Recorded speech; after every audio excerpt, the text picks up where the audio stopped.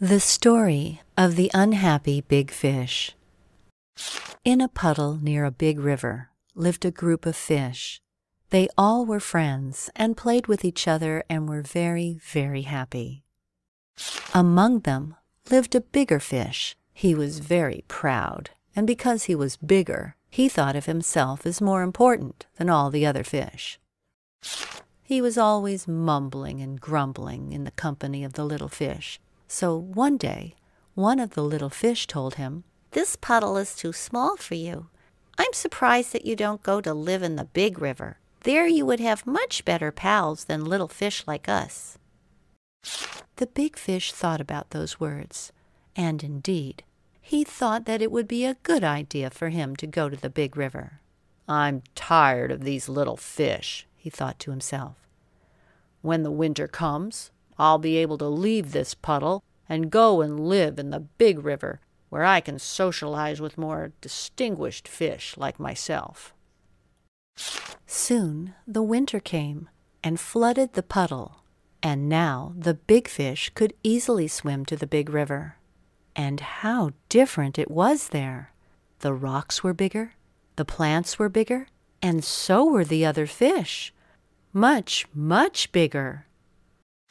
He was resting near an underwater cave when he felt a strong current, and 4 large fish passed by, pushing him aside. "Move away, little fish," they said. "Don't you know this cave is reserved for big fish like us?" Little fish, he thought. He had never been called that. Life in the river was very different from the one in his puddle.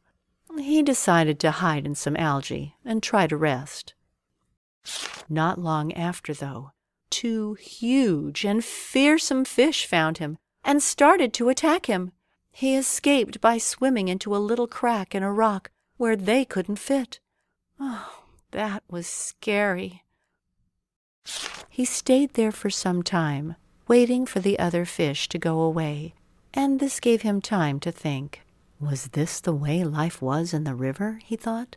Were these the advantages of living among big fish? He started to miss his puddle and the company of his little fish friends. He realized he had made a mistake, and so he decided to return to his puddle. The journey wasn't easy. He had to swim upstream and be extremely careful not to be attacked by other fish. After several days, he reached his puddle, and how joyful and relieved he felt.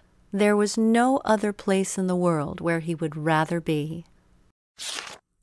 The journey had made the big fish a better fish, and he became the best of friends to all the other little fish. He never grumbled again, and he was always ready to tell them stories about the big river and the world beyond, and the little fish were always happy to listen. The end.